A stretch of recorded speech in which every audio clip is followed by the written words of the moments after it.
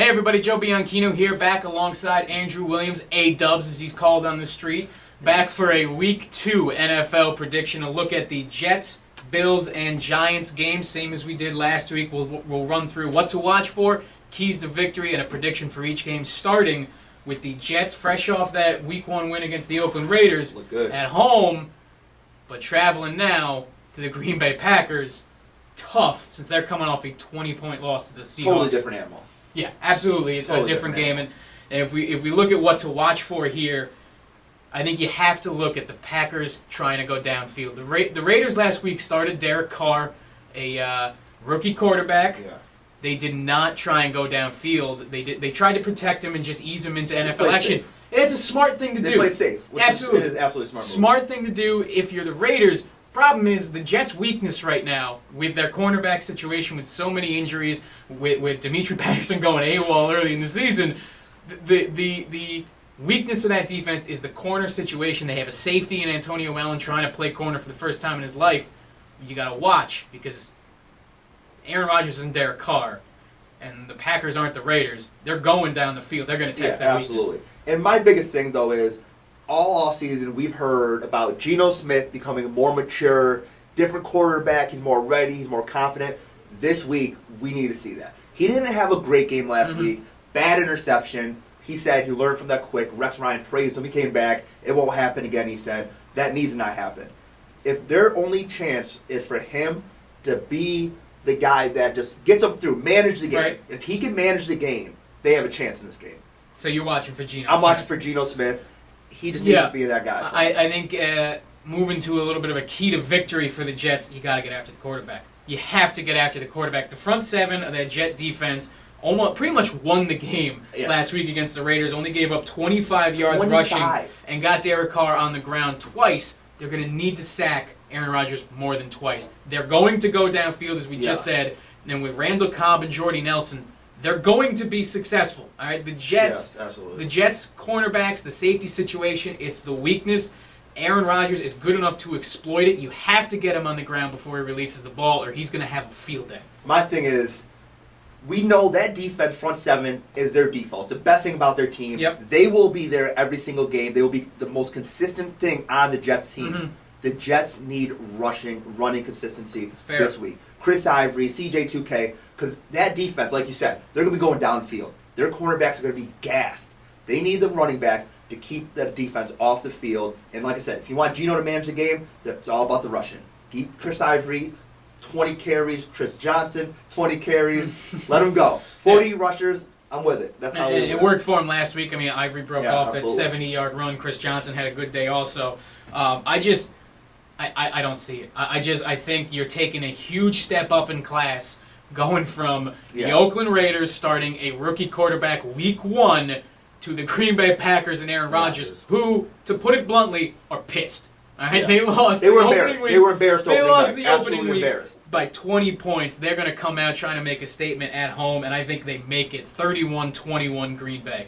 I'll also go with Green Bay. I think it'll be much closer though, and I think it'll be a lower scoring game, because I think there's going to be a lot of running in this game for the Jets. Fair. Last week, Green Bay let up 207 rushing yards. Jets are going to pound the ball. It's going to be a slower game. I do have Green Bay winning, though, 17-14. All right. Moving on to the battle of how in the hell are these teams both 1-0. The division. Miami Dolphins and the Buffalo Bills. The Bills escaping Soldier Field last week with an overtime win against the Bears. Nobody saw that coming. And the Dolphins, surging past the Patriots down 10 at halftime to go on and win that game comfortably. This is in Buffalo. What to watch for me is that Dolphins D-line. The reason the Dolphins won that game last week against the Patriots, they made Tom Brady uncomfortable. They got him on the ground. When you can do that, as the Giants have shown in 2 Super Bowls, thank you, count it. If you can do that, you can make Brady uncomfortable. They did. 4 sacks. Cameron Wake is a beast. The Bills have to control that, because they got Tom Brady flustered. They got Tom Brady on the ground.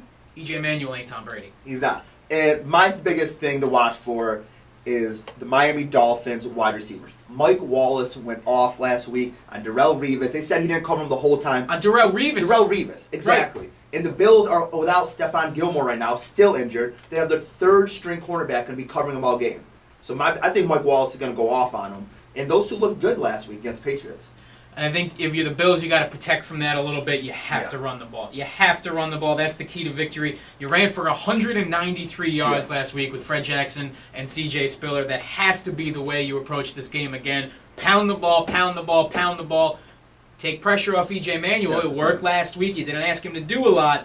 Do it again this week. Fred Jackson, C.J. Spiller got to win the game. Yeah, and I see a lot of similarities between the Bills and the Jets, actually. Obviously, 2 second-year quarterbacks, great runners. I mean, I like C.J. Spiller and Fred Jackson more than I like C.J. 2K Chris Ivory, but I think it's the same thing. You got to keep running the ball. Don't let E.J. Manuel have to bring you back. Don't go down, because if he's just throwing the ball, not much good's going to come out of it. If you're down in a hole, I don't see them doing well. It's impossible to pick in this game. Yeah, this is so a hard. brutal game, but I think, look, the Bills have this history. This September at Ralph Wilson Stadium. It's September at Ralph Wilson Stadium just seems to work out for the Bills more often than not. It's not November yet. It's September. They're at home. They won on the road. I like the Bills 24-21. I'm actually going to go with the Dolphins on this. I think they have a better quarterback in Tannehill. And Noshawn Moreno last week running for 134 yards. Where did that come from? Outrageous. And then Lamar Miller there also with him. I just think they have way too many components, way too many key players. I have Miami Dolphins winning 24-10. We get to the Cardinals and the Giants as the last game. Giants. Woo! Giants! This is a tough one for them. Rough game against the Lions on Monday Night Football. I mean, what do you say? It wasn't good. And deep analysis. Hashtag deep analysis, it wasn't good. All right? What to watch for in this game? It's that Giants that wasn't good. I mean, 163 yards passing for Eli Manning. That's it. 53 yards rushing for that rushing game that was supposed to be the rock of that offense behind Rashad Jennings. That's it. Not good. These guys need to figure it out, take a step forward before they can win any game. That's what you got to watch for. I don't know what I'm watching for, to be honest. Maybe for somebody to show up. You're watching a different game. That's what you're watching for. I'm like, for the Giants, somebody needs to show up. I don't know if they don't have the talent, or I don't know if this is Ben McAdoo's system. I'm watching for them to get Rashad Jennings and Victor Cruz in open space. The whole game against Detroit, they did not get him in open space, and those are their playmakers. The biggest playmakers, you want the ball in their hands the most, and it didn't happen. So that's what I'm watching for. Key to victory for the New York Giants. And I agree with you that they've got to try and find a way to get Victor Cruz to work. The key to victory, though, for me, is you got to jump on the Arizona Cardinals early. The Arizona Cardinals played a late game on Monday night. They're now flying from the West Coast to the East, or close to the West Coast if you know your geography, to the East to play a 1 o'clock game on the road. That is brutal. I mean, it's 10 a.m. their time on that body clock. You got to jump on them early. You got to take advantage of whatever it is, whatever hangover they're feeling, you got to take advantage of it. You have to jump on it, and you got to blitz these guys early. Key to victory for them. Become a different team? Is that what you're going to say? Get more talent. I'll go there. But no, I'm not going to do that. I'm going to say, seriously, it's getting Eli in a rhythm. Get him in a very easy rhythm. Start with some runs. Get some screens going, some short passes. Just get him in some type of rhythm so he's not out there running for his life, like not knowing what to do in this offense. And like Bruce Arians said, I don't think their offense is ready yet. Mm-hmm. So I have Arizona actually winning this game 24 to maybe 6. Yeah, I think 24 to 6. I'm sorry. 6. You go 6 points on me. Oh, it's brutal.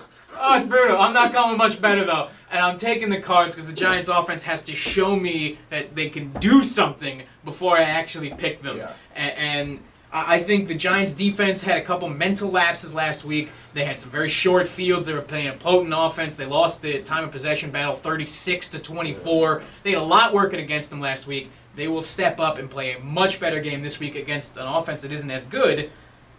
17-13, though. The Cards are still going to win. I mean, they're the better team. They are the better team. This is a team. Cardinals are a team that went 10-6 last year. I know they lost a lot of pieces, but they're still a solid team. And the Giants' offense, you can't trust it. 17-13 for me, for the Cards, unfortunately. Unfortunately. And that will do it for our Week 2 NFL Local Preview. Check back next week. By the way, comment below. Tell us what you think about our picks, why we're crazy, why we're not. Follow us on Twitter at Joe_1045 at spit the letters at AW_1045 FC. Just- AW_1045 FC. Write it down. If you need a pen, circle it, just rewind it for a second. And at 1045 the team on Twitter, we'll have all the coverage all weekend long. Week 2 NFL. Enjoy it, everybody.